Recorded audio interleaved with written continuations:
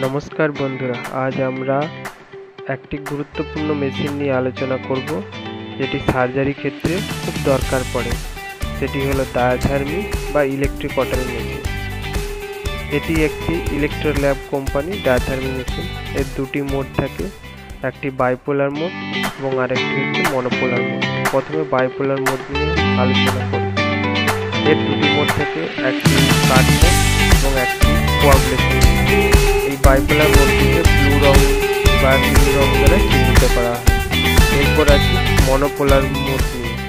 এর দুটি মোড থাকে, একটি কাট মোড যা ইয়েলো বা হলুদ রং দ্বারা চিহ্নিত করা হয় এবং আরেকটি মোড হলো কোয়াগুলেশন মোড, যেটি ব্লু বা নীল রং দ্বারা চিহ্নিত করা হয়।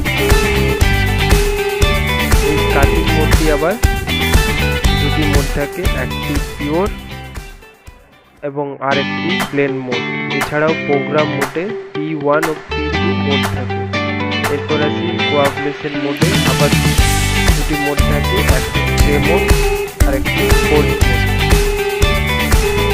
ধন্যবাদ বন্ধুরা, এই ছিল আজকের আলোচনা।